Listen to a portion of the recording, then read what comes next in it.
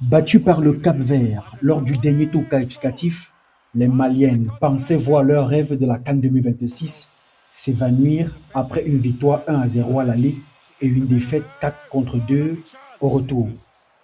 Mais l'élargissement du tournoi de 12 à 16 équipes a changé la donne. Grâce au classement mondial de la FIFA, le Mali a été repêché parmi les meilleures équipes éliminées, rejoignant des nations comme le Cameroun, la Côte d'Ivoire et l'Égypte. Les Aigles d'Âme évolueront dans le groupe B à Fès face au Ghana, au Cameroun et au Cap-Vert, promettant un début de compétition relevé qui exigera rigueur et détermination. Les Lions indomptables du Cameroun.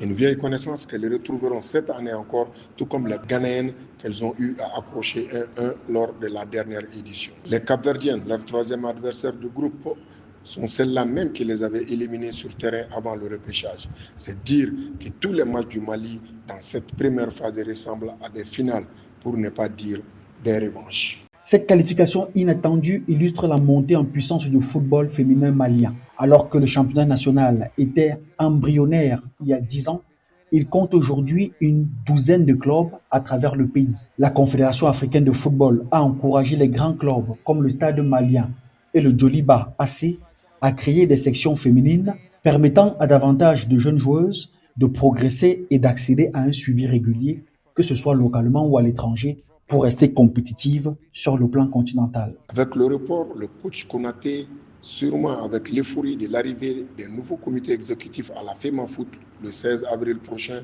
peut espérer une préparation autre que celle chaotique qu'il avait connue jusque-là.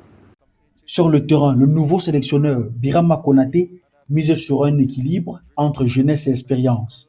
L'attaque repose sur Aguesha Diarra, 27 ans, formé au Super Lions d'Amdalaï et désormais au Paris Saint-Germain, tandis qu'Aïssata Traoré, 28 ans et milieu de terrain du FC Fleury 91 féminine, apporte créativité et contrôle du jeu. 9e participation du Mali à la CAN féminine, cette édition 2026 est une nouvelle opportunité pour les Aigles d'Âme de se rapprocher de leurs meilleurs résultats, la 4e place obtenue en 2018.